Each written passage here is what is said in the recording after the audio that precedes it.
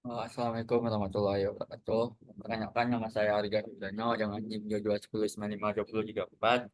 Pada kesempatan kali ini saya akan menjelaskan tentang video responsi modul 2, yaitu kontrol kecepatan motor DC dengan sistem kendali lingkar terbuka dan lingkar tertutup.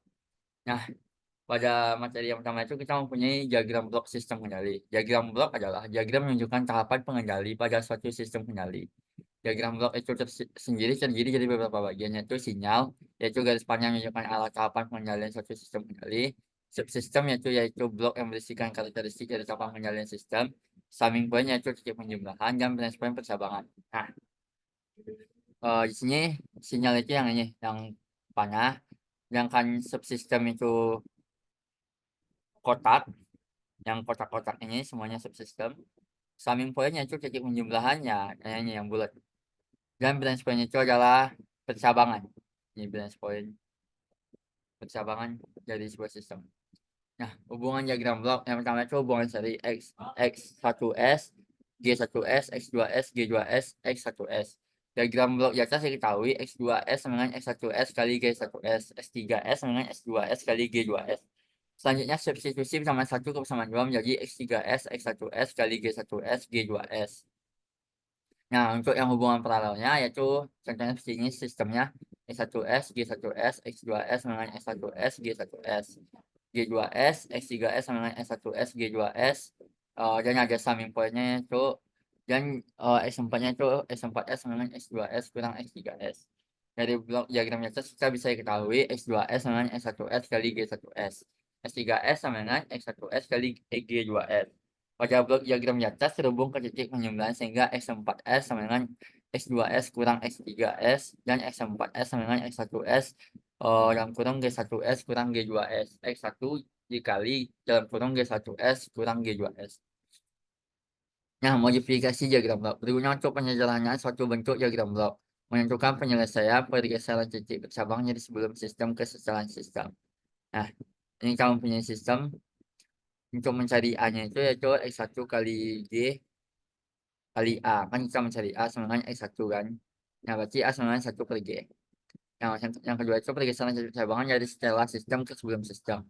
Nah, kita mempunyai sistem X1G, X1G, X1G. Yaitu X1 kali A sama dengan X1 kali G. A sama dengan G. Pergeseran titik penjumlahan dari sebelum sistem ke setelah sistem. Nah, bisa dilihat sistemnya itu S1, ada summing point, ada X2, ada G, ada SI. Yang mana S3 sama S1 kurang S2 kali G, S3 sama S1 kali G kurang S2 kali G, S1G sama dengan S1G kurang S2 kali G sama S1G kurang S2 kali A. Yang dimana G sama dengan A. Nah, S1G sama dengan summing point-nya S3, S2. S3 sama dengan S1 kali G kurang S2. Yang mana kita harus mencari A-nya itu caranya X1 kurang S2 kali A dikali G sama dengan S1 kali G kurang S2. S1G kurang S2 kali AG sama dengan S1G kurang S2. Nah, akhirnya kita bisa mengeliminasi X1 dan S1-nya. G-nya G-nya tetap. Jadi S2 kali AG sama dengan S2. A sama dengan 1 per G. Sistem kendali lingkar terbuka dan lingkar tertutup. Sistem kendali lingkar terbuka yaitu sistem kendali yang tidak memiliki umpan balik, di mana hanya ada inputan yang keluaran. Nah, ini contohnya yaitu RS, GS sistemnya kan. Fungsi alinya itu yaitu CS per RS sama dengan GS. Keluaran sistem CS sama dengan GS kali RS. Sistem kendali lingkar tertutup yaitu sistem kendali yang memiliki umpan balik. Fungsi alinya itu CS, ES kali GS, ES RS kurang BS, BS CS HS, ES RS kurang CS, CS RS kurang CS HS kali GS. Yang ketiga itu ada permainan sistem kendali lingkar terbuka dan lingkar tertutup. Sistem lingkar terbuka itu kurang stabil dan teliti, lebih mudah dibuat, tidak ada umpan balik, dan murah. Sistem kendali lingkar tertutup lebih stabil dan teliti, lebih susah dibuat, terdapat umpan balik, dan harganya cenderung lebih mahal. Pengendali PID atau yang biasa disebut controller PID digunakan untuk memperbaiki performa sistem melalui perbaikan respon sistem yang dihasilkan. Jadi kita bisa melihat apakah performa sistem yang kita buat sudah baik dengan melihat respon sistem yang dihasilkan. Apabila respon yang dihasilkan sudah sesuai dengan apa yang kita inginkan, maka dapat dikatakan performa sistem yang kita buat itu kita gunakan sudah baik. Begitu juga sebaliknya. Mengendali PID ini dapat digunakan pada sistem saat dalam keadaan stabil. Contohnya, mengurangi atau menghilangkan nilai error steady state, meningkatkan kecepatan respon untuk mencapai set point. Ya, yang pertama itu ada pengendali proporsional, yaitu jenis kontrol yang menghasilkan output-nya sebanding dengan nilai masukan input. Dalam domain waktu, hubungan antara sinyal error E dengan sinyal kontrol U dinyatakan dalam persamaan UC sama dengan KP kali EC. Dalam domain Laplace dapat tulis US per ES sama dengan KP. Karakteristik dari pengendali proporsional yaitu jika KP kecil, maka respons sistem akan semakin lambat dan respon akan semakin lama. Jika KP diperbesar, maka respons sistem akan semakin cepat atau mendekati steady state dan respon akan semakin singkat. Jika KP terlalu besar, maka respons sistem akan semakin tidak stabil atau ada overshoot atau isolasi tidak jelas. Yang keempat, nilai KP dapat diatur atau ditentukan sedemikian sehingga mengurangi steady state error, tetapi tidak menghilangkannya. Yang kedua itu ada pengendali integral. Merupakan kontrol yang memastikan output lebih besar atau lebih kecil ketika error input sama dengan nol. Nah, kita mempunyai persamaannya seperti berikut. UC sama dengan KI integral 0 sampai C, EC, JT. Dalam Laplace-nya saya tulis US per ES sama dengan KI per S. Dan karakteristiknya sendiri itu yaitu pertama, keluaran pengontrol integral membutuhkan jeda sehingga pengontrol integral cenderung memperlambat respon. Yang kedua, ketika sinyal ES 0, output tetap akan bertahan pada nilai sebelumnya. Yang ketiga, jika sinyal ES tidak 0, output akan menunjukkan kenaikan atau penurunan yang dipengaruhi oleh nilai ES dan nilai Q. Yang keempat, konstanta integral Q yang sangat besar akan mempercepat hilangnya error, namun akan meningkatkan osilasi. Yang ketiga, pengendali derivatif, yaitu jenis kontrol ini menghasilkan output yang merupakan diferensial dari input. Namun pengendali ini tidak dapat mengeluarkan output tanpa adanya perubahan input. Pengendali derivatif akan memberikan suatu kontrol U yang bersesuaian dengan turunnya laju perubahan sinyal error E sebagaimana dinyatakan dalam persamaan berikut.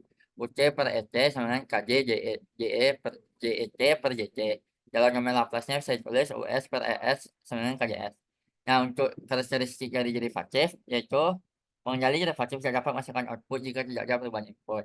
Jika nilai error berubah terhadap waktu, outputnya akan tergantung dari nilai KJ atau laju perubahan error. Pengontrol diferensial mempunyai suatu karakter untuk mendahului, sehingga pengontrol ini dapat menghasilkan koreksi yang signifikan sebelum sistem mengalami error terlalu tinggi, sehingga KJ dapat meningkatkan stabilitas sistem. Dengan meningkatnya nilai KJ dapat meningkatkan stabilitas sistem yang mengurangi overshoot. Berdasarkan karakteristik pengontrol ini, kontrol diferensial umumnya dipakai untuk mempercepat respon awal suatu sistem, tapi tidak memperkecil kesalahan pada keadaan lunaknya kerja pengontrol diferensial. Hanyalah efektif pada lingkup yang sempit, yaitu pada periode peralihan. Oleh sebab itu, pengontrol diferensial tidak hanya menyatakan tanpa ada controller lainnya. Nah, yang keempat itu ada pengendali proporsional integral, yaitu jenis kontrol yang memastikan output yang merupakan diferensial dari input.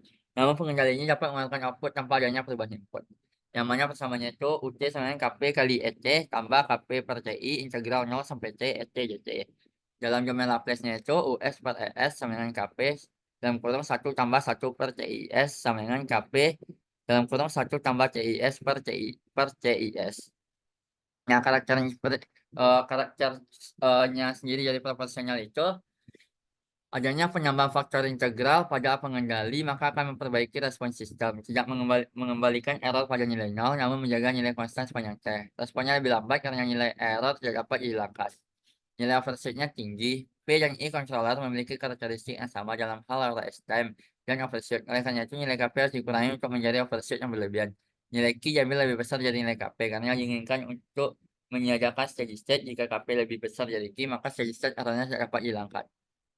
Nah, yang kelima itu ada pengendali proporsional derivatif. Yang mana bisa dilihat persamanya itu UC sama dengan KP kali EC tambah KP kali CJ dalam kurung JEC per JT.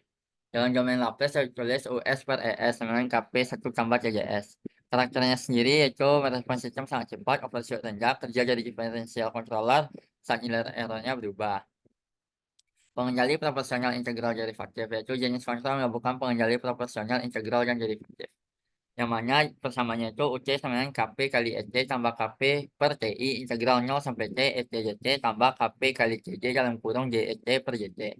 Dengan KP adalah suku penguatan proporsional, TI waktu integral, dan CJ merupakan waktu derivatif. Dalam domain Laplace dapat ditulis US per ES sama dengan KP dalam kurung 1 tambah CIS tambah TI CJ S kuadrat per CIS. Karakteristiknya sendiri dari integral derivatif itu memperbaiki respon transien, menghilangkan nilai error steady state, mengurangi overshoot. Tabel kelebihan, di sini kita mempunyai tabel kelebihan yang kekurangan sistem pengendali. Nah, untuk respon loop tertutup, itu proporsional, integral, derivatif. Yang mana restemnya itu untuk proporsional menurunkan, integralnya itu menurunkan, derivatif perubahan kecil. Overshoot meningkatkan, integral meningkatkan, derivatif menurunkan. Staging time perubahan kecil, integral meningkatkan, derivatif menurunkan. Steady state errornya sendiri yaitu menurunkan, untuk proporsional menurunkan atau mengurangi, integral mengeliminasi atau menghilangkan, derivatif perubahan kecil. Parameter tanggapan peralihan. Yang pertama itu ada time constant atau TC. Waktu yang diperlukan untuk mencapai 63,2% dari nilai akhir. Yang kedua itu ada time rest. Waktu yang diperlukan sistem untuk mencapai nilai 0% sampai 100%, 10% sampai 90%, dan 5 sampai 95% dari nilai akhir. Tiga, time setting atau TS. Waktu yang diperlukan sistem untuk mencapai nilai di sekitar 2%, 5%, dan 0,5% dari nilai akhir. Yang keempat ada delay time atau TJ. Waktu yang dibutuhkan oleh respon untuk mencapai setengah dari nilai akhir pertama kali. 5, maksimum persen overshoot MP, nilai puncak maksimum dari respon sistem yang diukur dari nilai sistem saat kondisi steady state. Persen MP sama dengan C, TP, kurang C, tak hingga per C tak hingga kali 100%. Time peak atau CP waktu yang dibutuhkan oleh respon untuk mencapai puncak pertama dari overshoot. Nah, di sini kita mempunyai grafiknya sendiri. Ya, dan yang terakhir itu metode penyalaan atau tuning PID. Yang pertama itu ada metode trial dan error. Metode trial dan error dalam tuning PID, proporsional integral derivatif adalah salah satu pendekatan yang umum digunakan untuk menentukan parameter yang tepat untuk menjalankan suatu sistem.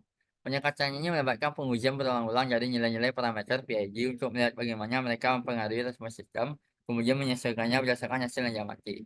Yang kedua itu ada metode Zeller-Nichols, yaitu metode heuristik yang digunakan untuk menyetel pengontrol PID. Metode ini dikembangkan oleh John D. Ziegler dan Nathaniel Nichols pada tahun 1942. Metode tuning ini dilakukan dengan eksperimen asumsi model belum diketahui atau plan tidak diketahui. Metode ini bertujuan untuk mencapai overshoot maksimum yaitu 5% terhadap masukan step. Nah, sekian yang dapat saya sampaikan untuk video responsi modul 2 ini. Assalamualaikum warahmatullahi wabarakatuh.